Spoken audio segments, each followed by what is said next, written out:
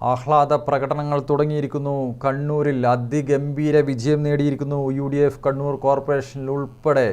മനോജ് ചേരുന്നുണ്ട് വിവരങ്ങളുമായി. മനോജ്, എല്ലാ ഡിവിഷനുകളിലും വോട്ടെണ്ണൽ പൂർത്തിയായോ? ഡിവിഷനുകളുടെ കണക്കുകൾ എങ്ങനെയാണ്? നേരത്തെ 36 ഡിവിഷനുകളിൽ UDF വിജയിച്ചു എന്നായിരുന്നു മനോജ് ഏറ്റവും ഒടുവിൽ നൽകിയ വിവരം. അർജുൻ, പൂർത്തിയായിരിക്കുകയാണ്. കണ്ണൂർ കോർപ്പറേഷനിൽ ഏതാണ്ട് 37 സീറ്റുകൾ നേടി UDF അധികാരത്തിലേക്ക് വരുന്ന ഒരു സാഹചര്യം. കണ്ണൂരിൽ നിരവധി നൂറുകണക്കിന് ആളുകൾ അണിനിരന്നുകൊണ്ടുള്ള ആഹ്ലാദ പ്രകടനമാണ് ഇപ്പോൾ നടക്കുന്നത്. കണ്ണൂർ കോർപ്പറേഷനിൽ വിജയിച്ച എല്ലാവരെയും ചേർത്തുകൊണ്ടുള്ള ഒരു ആഹ്ലാദ പ്രകടനമാണ് ഇപ്പോൾ നടക്കുന്നത്. കണ്ണൂർ കോർപ്പറേഷനിൽ അതിഗംഭീരമായ വിജയം, ചരിത്ര വിജയം എന്ന് തന്നെ. പല വിധത്തിലുള്ള പ്രശ്നങ്ങൾ, പല വിധത്തിലുള്ള ആക്ഷേപങ്ങൾ, പല വിധത്തിലുള്ള റിബൽ ഭീഷണി, ഇതെല്ലാം അതിജീവിച്ചുകൊണ്ടാണ് UDF വലിയ വിജയം, ഞെട്ടിക്കുന്ന വിജയമാണ് UDF നേടിയത്. UDFന്റെ അതിശക്തമായ തിരിച്ചുവരവ്, അതിശക്തമായ മുന്നേറ്റം, അതാണ് കണ്ണൂർ കോർപ്പറേഷനിൽ കാണാൻ കഴിഞ്ഞത്. അതിൽ വലിയ വിജയമാണ്. ആദികടലായിൽ റിജൽ മാക്കുറ്റി 700-ലധികം വോട്ടിന്റെ ഭൂരിപക്ഷമാണ് റിജൽ മാക്കുറ്റി നേടിയത്. തൊട്ടടുത്ത് വാരം ഡിവിഷനുണ്ട്. വാരം KP താഹിർ തൂക്കിയിരിക്കുന്നു. നമ്മളോട് റിജൽ മാക്കുറ്റി ഒരു കാര്യം പറഞ്ഞിരുന്നു. റിജൽ മാക്കുറ്റി പറഞ്ഞു ആദികടലായി തൂക്കും എന്ന്. അത് ആദികടലായി തോക്കും എന്നാക്കി പല വിധത്തിലുള്ള പ്രചരണങ്ങൾ നടന്നു. പക്ഷേ റിജൽ പറഞ്ഞ ആദികടലായി 700-ലധികം വോട്ടിന് തൂക്കിയിരിക്കുന്നു. ആദികടലായി വലിയ വിജയമാണ് നേടിയിരിക്കുന്നത്. സമാനമായ വിജയം പയ്യാമ്പലത്ത് deputy mayor advocate P. Indira വിജയം. വലിയ രീതിയിലുള്ള റിബൽ ഭീഷണി എന്നൊക്കെ പറഞ്ഞുകൊണ്ടുള്ള ഒരു കാര്യമുണ്ടായിരുന്നു. പക്ഷേ അതൊന്നും മേശാതെ വലിയ രീതിയിലുള്ള വിജയം നേടിയിരിക്കുന്നു UDF. ഇപ്പോൾ വിജയിച്ച സ്ഥാനാർത്ഥികളെ എല്ലാം ആനയിച്ചുകൊണ്ട് ശ്രീജ മഠത്തിൽ വിജയിച്ചു. അതിൽ ഏറ്റവും പ്രധാനപ്പെട്ടതാണ് പഞ്ഞിക്കയിൽ ഡിവിഷനിൽ PK രാഗേഷിനെ തോൽപ്പിച്ചുകൊണ്ട് ഉമേഷ് കണിയാങ്കണ്ടി വിജയിച്ചു.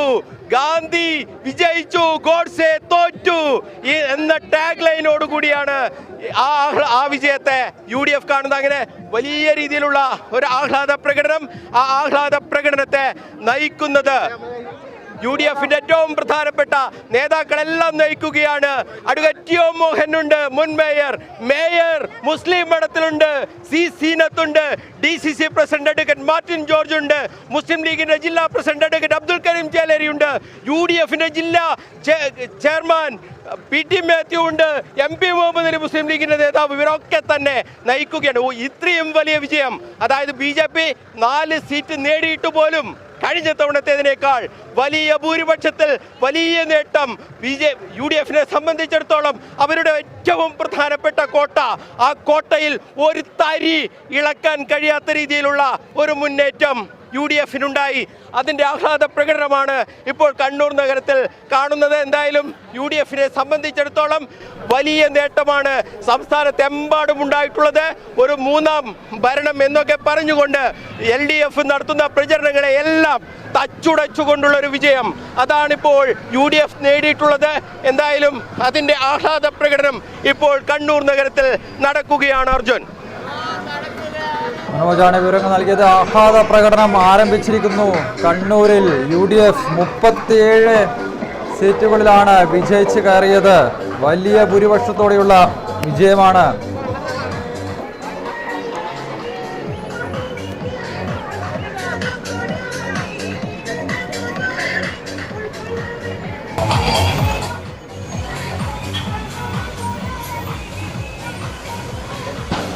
അർജുൻ, ഈ കണ്ണൂർ കോർപ്പറേഷന്റെ ഈ വിജയം അത് UDFന് വലിയ ഒരു ആശ്വാസം എന്നതിനപ്പുറം വലിയൊരു ആഹ്ലാദം കൂടിയാണ്. കാരണം വലിയ രീതിയിലുള്ള ആക്ഷേപങ്ങൾ നേരിട്ടിരുന്നു അവർ. കാരണം അഴിമതി ആരോപണമാണ് അതിൽ ഏറ്റവും പ്രധാനമായി നിറഞ്ഞു നിന്നിട്ടുണ്ടായിരുന്നത്. ആ അഴിമതി ആരോപണങ്ങളെയെല്ലാം തന്നെ കാറ്റിൽ പറത്തിക്കൊണ്ടുള്ള ഒരു വിജയം നേടാൻ കഴിഞ്ഞു എന്നുള്ളത് UDFനെ സംബന്ധിച്ചിടത്തോളം വലിയ നേട്ടമാണതും. കഴിഞ്ഞ തവണ വിജയിച്ചതിനേക്കാൾ കൂടുതൽ ഡിവിഷനുകൾ നേടി വിജയിക്കാൻ കഴിഞ്ഞു എന്നുള്ളതാണ് അവരെ സംബന്ധിച്ച് സംബന്ധിച്ചിടത്തോളം അത്യാഹ്ലാദകരമാകുന്നത്. ഒരു തരത്തിലും UDF-ന്റെ കോട്ടകളെ ഇളക്കാൻ കഴിഞ്ഞില്ല LDF-ന്. അതോടൊപ്പം തന്നെ എടുത്തു പറയേണ്ട കാര്യമാണ് 4 ഡിവിഷനുകളിൽ BJP നേടിയ വിജയം. അതിൽ 2 സീറ്റുകൾ UDF-ൽ നിന്നും പിടിച്ചെടുക്കുന്ന ഒരു സാഹചര്യമാണ് ഉണ്ടായത്. ഒരു സിറ്റിംഗ് സീറ്റ് LDF-ൽ നിന്നും അവർ പിടിച്ചെടുത്തു. അവരുടെ സിറ്റിംഗ് സീറ്റായ പള്ളിക്കുന്ന് നിലനിർത്തുകയും ചെയ്തു. അങ്ങനെ വലിയ വിജയം NDA നേടിയപ്പോൾ പോലും UDF-ന് ഒരു ക്ഷീണവും സംഭവിക്കാത്ത രീതിയിൽ കണ്ണൂർ കോർപ്പറേഷന്റെ ഭരണം അത് UDF-ന്റെ കൈകളിൽ ഭദ്രമാകുന്ന ഒരു സാഹചര്യമാണ് ഉണ്ടായിട്ടുള്ളത്. എന്തായാലും കണ്ണൂർ കോർപ്പറേഷനിലെ ഈ വിജയം UDF-നെ സംബന്ധിച്ചിടത്തോളം വലിയ നേട്ടമാണ്. ആ വലിയ നേട്ടം ആഘോഷിക്കുകയാണ് UDF ചെയ്യുന്നത്. എന്തായാലും ഈ തദ്ദേശ ഭരണ തെരഞ്ഞെടുപ്പ് അത് UDF-ന് ഓക്സിജൻ നൽകിയിരിക്കുകയാണ്. അതായത് ഒരു തരത്തിലും ഇനി ഭരണത്തിൽ വരാൻ കഴിയാത്ത സാഹചര്യം ഉണ്ടാകുമോ എന്നൊക്കെ ഭയന്ന ഒരു സാഹചര്യത്തിൽ നിന്നും ഭരണം പിടിക്കാൻ കഴിയുന്ന തലത്തിലേക്ക് ഗ്രാമീണ തലങ്ങളിൽ തങ്ങളുടെ വോട്ട് ബാങ്കുകൾ ഭദ്രമാണ് എന്ന് തെളിയിക്കുന്ന തരത്തിലേക്ക് ഈ ജനവിധി ഉണ്ടായി എന്നുള്ളത് അവരെ സംബന്ധിച്ചിടത്തോളം വളരെ വലിയ നേട്ടമാണ്. ആ നേട്ടത്തിന്റെ ആഘോഷമാണ് UDF ഇവിടെ കണ്ണൂർ നഗരത്തിൽ നടത്തുന്നത്. എന്തായാലും തദ്ദേശ ഭരണ തെരഞ്ഞെടുപ്പ് അതൊരു ഈസി വാക്ക് ഓവർ LDF-ന് നൽകില്ല എന്ന് ഉറപ്പിക്കുന്ന ഒരു തെരഞ്ഞെടുപ്പ് ഫലം സംസ്ഥാനമെമ്പാടും ഉണ്ടായി എന്നുള്ളത് നമുക്കറിയാം. ഈ തദ്ദേശ ഭരണ സ്ഥാപനങ്ങളിലേക്ക് നടക്കുന്ന തെരഞ്ഞെടുപ്പുകളിലെല്ലാം തന്നെ LDF-ന് വലിയ മേൽക്കൈ എപ്പോഴും ഉണ്ടാകാറുണ്ട്. അത് ഇല്ലാതാക്കുന്ന തരത്തിലുള്ള ഒരു പ്രകടനം ഇത്തവണ UDF കാഴ്ചവെച്ചു. കോർപ്പറേഷനുകളെല്ലാം തന്നെ വലിയ LDF-ന് വലിയ നഷ്ടം സംഭവിച്ചു. കോഴിക്കോടിൽ മാത്രം ഒതുങ്ങുന്ന ഒരു രീതിയിലേക്ക് LDF മാറുന്ന ഒരു സാഹചര്യമൊക്കെ ഉണ്ടായി. ഇത് രാഷ്ട്രീയ രംഗത്ത്, അതായത് നമ്മൾ തെരഞ്ഞെടുപ്പിന് മുമ്പൊക്കെ പറഞ്ഞിരുന്നത് ഇതൊരു സെമി ഫൈനലാണ്, നിയമസഭാ തെരഞ്ഞെടുപ്പിന് മുമ്പുള്ള ഒരു സെമി ഫൈനൽ. ആ സെമി ഫൈനലിൽ വലിയ വിജയം നേടാൻ UDF-ന് കഴിഞ്ഞിട്ടുണ്ട്. കണ്ണൂർ ജില്ലയിൽ മൊത്തത്തിൽ എടുത്തു നോക്കുകയാണെങ്കിൽ LDF-ന് വലിയ ക്ഷീണം എന്നൊന്നും പറയാൻ കഴിയില്ല. എങ്കിൽ കൂടി പല സ്ഥലങ്ങളിലേക്കും കടന്നു ചെല്ലാൻ UDF-ന് ഇത്തവണ കഴിഞ്ഞിട്ടുണ്ട് എന്നത് യാഥാർത്ഥ്യമാണ്. പല പഞ്ചായത്തുകളും നിരവധി ഏതാണ്ട് 8ഓളം പഞ്ചായത്തുകൾ UDF പിടിച്ചെടുത്തിട്ടുണ്ട്. ബ്ലോക്ക് പഞ്ചായത്തിൽ ഒന്നധികം നേടിയിട്ടുണ്ട്. ജില്ലാ പഞ്ചായത്തിൽ ഞെട്ടിക്കുന്ന രീതിയിലുള്ള മയ്യിൽ ഉൾപ്പെടെയുള്ള ഡിവിഷനുകളിൽ വൻ മുന്നേറ്റം നടത്താൻ UDF-ന് കഴിഞ്ഞു എന്നുള്ളത് CPM-ന്റെ കോട്ടകളിൽ പോലും വലിയ തോതിൽ വിള്ളലുണ്ടാക്കാൻ UDF-ന് കഴിഞ്ഞിട്ടുണ്ട് എന്നതാണ് ഈ തെരഞ്ഞെടുപ്പ് ഫലം നമുക്ക് പരിശോധിക്കുമ്പോൾ മനസ്സിലാകുന്നത്.